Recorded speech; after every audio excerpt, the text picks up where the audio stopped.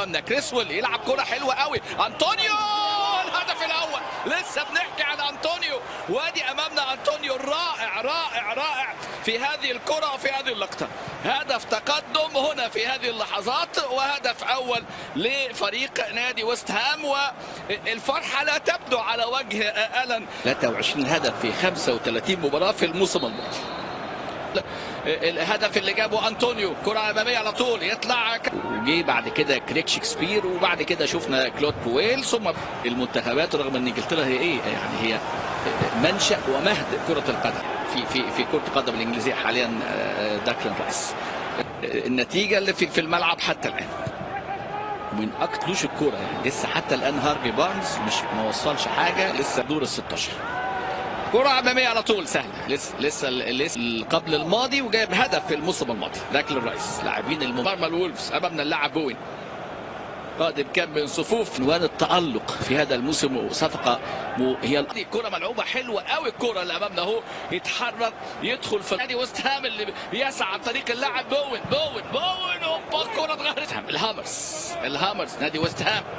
الكرات العالية أمامنا هنا. لعب في مصر مع الزمالك المصري، وكان الزمالك تفوق عليه في لقاء شهد تألق ليفربول. هذا هو هدفه الأول فورنيلس، لكن بص الكورة من اللاعب كريسويل، وبص الثلاثة بتوع الدفاع مش ممكن، أمارتي وإيفنز وسيونجو، يعني النهاردة في حالة صعبة جدا. وبص كتمة الكورة، كتمة تفرق خلاص، الكتمة واحدة سند واحدة وبالشمال.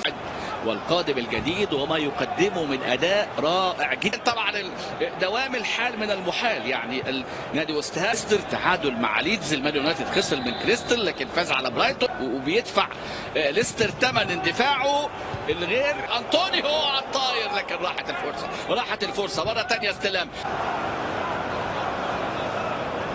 يعني تحرك من جانب نادي ليستر، استلام من جانب تيلمنز، لكن افليم ويست هام دي 34 في هذا اللقاء في اطار الجوله الرابعه. صابرين 2-0 لصالح نادي ويست هام هنا في ملعب نادي ليستر. نشوف هذه الكره واول محاوله هنا للعوده في المباراه. هذا الاول. ادي انطلاقه امامنا من فاردن. شوف الحوار، ديفيد مويس لا يحضر للوصول الى تقليص النتيجه. اللي بيقود فريق نادي كبير على فكره، سابق في كوفنتري، في نوتنغهام فورست، وفي بارنز، وامامهم ايوزي بيريرا سنة جايب الموسم الماضي مسجل 6 اهداف في اخيره يعني. شوف بقى له 36 مباراه ولعب 192 مباراه في البريمير ليج. وانطونيو ايضا اللي سجل هدف في الشوط المباراه الاول شهر بدايه سبتمبر اواخر اغسطس يعني، من احصائيات والارقام. اندي مادلي حكم لقاء اليوم اللي ادى الاسماء الموجوده. فوفانا اللي امامنا ده اللي بقول لحضراتكم، اللاعب اللي انضم وكان في كولتشستر، انضم في 2015. شوف امامنا هنا ادي انطلاقه هنا، محاوله من جانب اللاعب تسوفل، وادي راسيه. منظمين وان كان السيطره والاستحواذ. كرات العاليه امامنا راسيه، لكن مغطي على طول. البريمير ليج لعبوا في 84 مباراه. اندر امامنا هو يدخل مكان امارتي، اصابه جديده لامارتي. ادي كريسويل يلعب على طول، كره العاليه لانطونيو، راسيه من انطونيو، استلام على طول من جانب اللاعب سيونجو، جانب اللاعب اللي دخل منذ لحظات. اندر دخوله كان في الدقيقه التمريره. المره دي تحرك خطير، وادي جيمي فاردي بشكل مميز. انطونيو حلوه قوي هنا يعني. يلعبوا ب 4-3-3. ادي كره ترتطم طبعا لقاءات ويست هام. على طول الكرات العاليه هنا، متقدم كالمعتاد.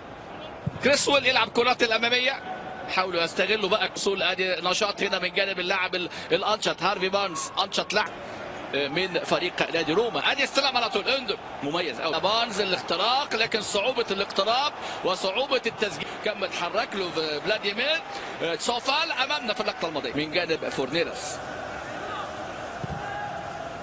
مندفعين، تدخل هنا قوي من جانب اللاعب التشيكي، اللاعب سوتشيك. هنشوف يعني